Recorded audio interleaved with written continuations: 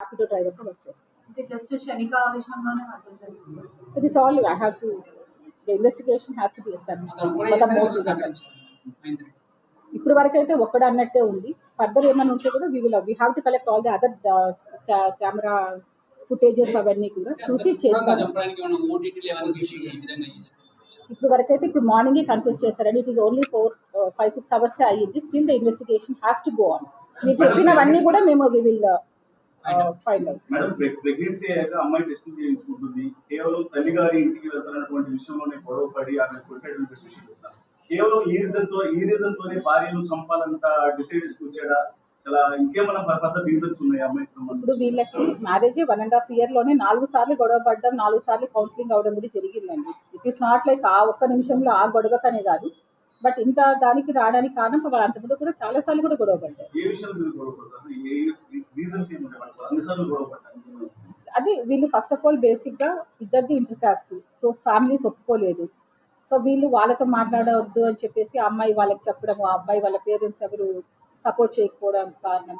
So వాళ్ళతో మాట్లాడొద్దు అనడము, ఆ చిన్న చిన్న విషయాలే అని ఇట్లాంటి వాటితోనే వీళ్ళు ఈవెన్ మనము వాళ్ళ 498 కంప్లైంట్లో కూడా ఇవే ఉన్నాయి.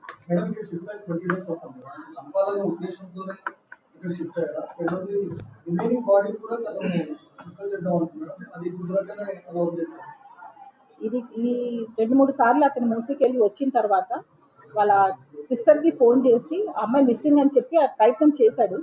దాని తర్వాత కూడా నిన్న రాత్రి 8 గంటలకి ఆ అమ్మాయి ఫోన్ నుంచి ఆ అమ్మాయి వాళ్ళ మదర్ ఫోన్కి మేము ఫోన్ చేసాము, మేము బాగున్నామని ఒక మెసేజ్ కూడా ఇక్కడ టైప్ చేశాడు. భార్య టెలికాలర్గా పనిచేస్తున్నారు. అయితే తరచూ ఇంట్లో కూడా ఫోన్ కాల్స్ మాట్లాడుతున్నటువంటి వ్యవహారానికి సంబంధించి కూడా తన కొంత అనుమానాలు అనేవి భార్య మీద ఉన్నాయి. అది కూడా వన్ ఆఫ్ ద రీజన్ అనే విషయాలు కూడా తెలుస్తూ ఉన్నాయి. ఆ రకమైన రీజన్లు ఏమైనా ఉన్నాయండి? అమ్మాయి కాల్ సెంటర్లో జాబ్ చేస్తుంది, అమ్మాయి ఫోన్లో మాట్లాడటం వాస్తవం. దాని గురించి కూడా వీళ్ళు గొడవపడిన సందర్భాలు చాలా ఉన్నాయి. బట్ దాని వల్లనే ఏది అనేది motive at to be accept అయింది.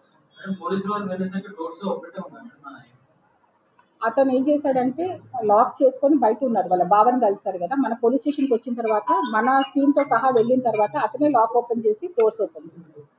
And everything was videograph. So morning నుంచి ఇది మనం చెప్పిన తర్వాత నుంచి దెర్ ఆర్ టీమ్స్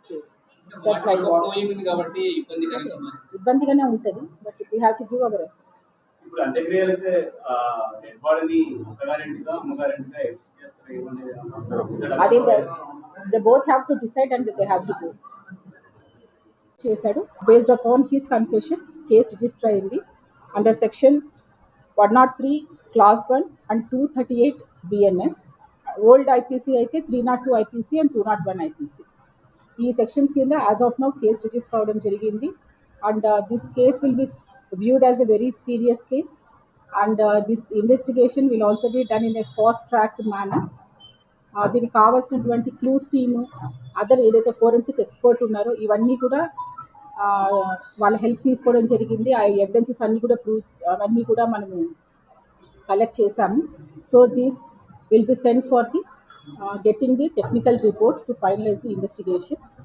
ఇప్పుడు ఎప్పుడైతే మనం ఆ రూమ్లోకి వెళ్ళి చూసామో it is just like only the body of the human is remain.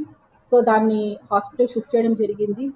And PME and we have to ascertain the lady ఎవరైతే చనిపోయారో ఆ అమ్మాయి ఫలానా స్వాతి అని చెప్పి చేయడానికి we have to conduct the DNA testing.